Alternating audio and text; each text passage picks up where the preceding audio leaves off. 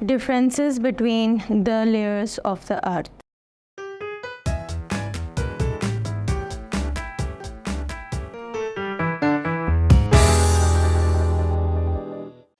Assalamualaikum students, I welcome you all on the platform of Digital Academic provided by Moonlight International Publishers. आज हम पढ़ेंगे कि जो हमने प्रीवियस लेक्चर्स में पढ़ा था कि लेयर्स ऑफ अर्थ क्या हैं, उनका थोड़ा सा कंपैरिजन करेंगे, उनके डिफरेंसेस देखेंगे कि उनके बीच में क्या क्या फ़र्क हैं, वो किस किस टेम्परेचर पे हैं, क्या कंपोजिशन है, उसको ब्रीफली डिस्कस करेंगे।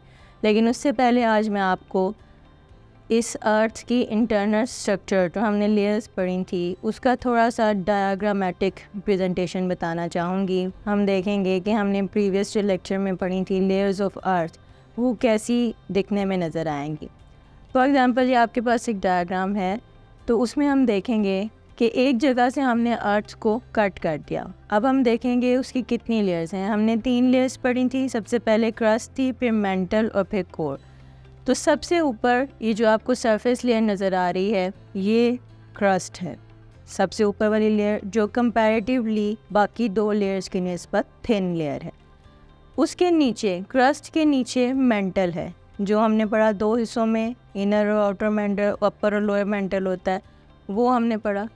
और थर्ड लेयर जो है वो भी 2 हिस्सों में डिवाइड है, यानी कि इंटरनल पार्ट ऑफ अर्थ बिल्कुल इनर मोस्ट लेयर है, वो थी कोर, और वो है आउटर कोर, और ये इनर कोर है, सबसे अंदर वाला हिस्सा। अब हमने आज ये डिस्कस करना है कि इन तीनों लेयर्स में क्या डिफरेंसेस हैं। सबसे पहले क्रस्ट है, फिर मेंटल है और फिर कोर है।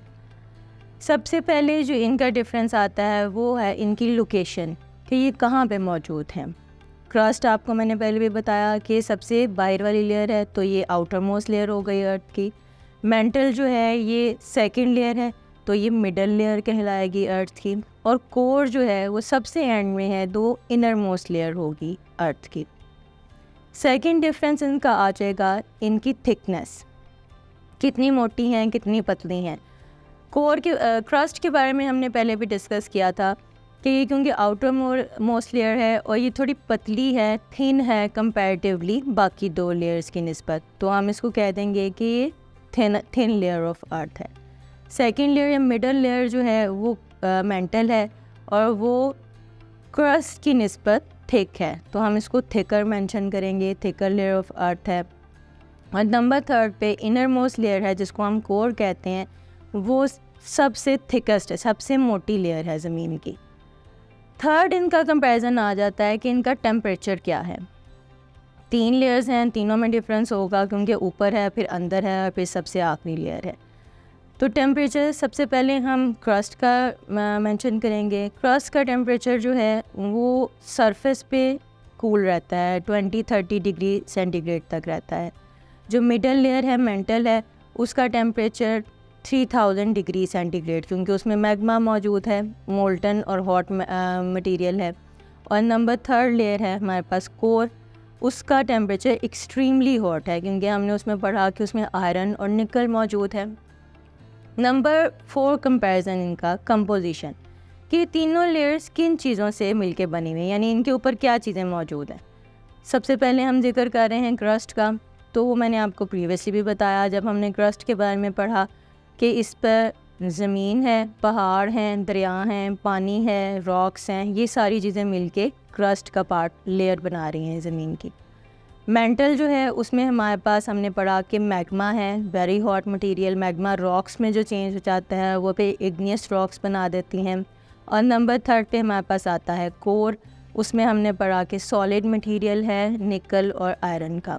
ये इन तीनों की कंपोजिशन हो गई। नेक्स्ट नंबर पे हम इसका पढ़ेंगे कि ये चीज़ें इनकी मूवमेंट क्या है।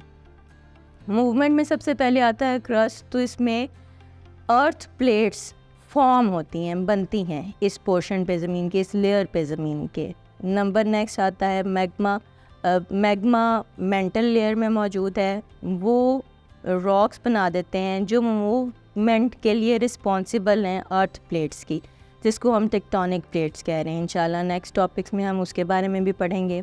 अब ये तीनों चीज़ें हमारे लिए फ़ायदेमंद किस तरह हैं, या हमें क्या प्रोवाइड कर रही हैं, या हमारे लिए किस तरह हेल्पफुल हैं। लास्ट कंपैरिजन आ गया हमारा, लास्ट डिफरेंस आ गया। फर्स्ट लेयर है क्रस्ट। ये हमारे लिए सरफेस, क्योंकि एक सरफेस की लेयर है तो ये हमारे लिए एक प्लेस दे रही है जिस पे हम चल फिर रहे हैं, रह रहे हैं, ज़मीन पे भी और समंदर पानियों के नीचे भी जानदार जिंदा हैं, चल फिर रहे हैं, उनका घर है ये। नंबर सेकंड लेयर हमारे पास आ जाती है मेंटल। वो हमें इन प्लेट्स की मूवमेंट की वजह से ज़मीन की शेप और हैयत चेंज होती है, जिसकी वजह से ज़मीन एक जगह स्टैग्नेंट नहीं रहती। नंबर थर्ड लेयर हमारे पास आ गई कोर। क्योंकि मैग्नेटिक फील्ड प्रोड्यूस हो रहा है तो वो हमारे लिए किस तरह हेल्पफुल है कि वो हमें सूरज की तेज़ रोशनी, जो शुआएँ हैं जिनको हम यूवी रेज़ कहते हैं, ultraviolet rays, radiation of sun से हमें प्रोटेक्ट करता है। तो ये शॉर्ट सा डिस्क्रिप्शन था, इनका कंपैरिजन हमने देखा, डिफरेंसेस देखे इन लेयर्स में, और हमने डायग्रामेटिकली भी आज देखा कि ज़मीन की 3 लेयर्स कौन सी हैं। इंशाल्लाह हम नेक्स्ट टॉपिक के साथ नेक्स्ट लेक्चर में आपसे मिलेंगे। तब तक अल्लाह हाफ़िज़।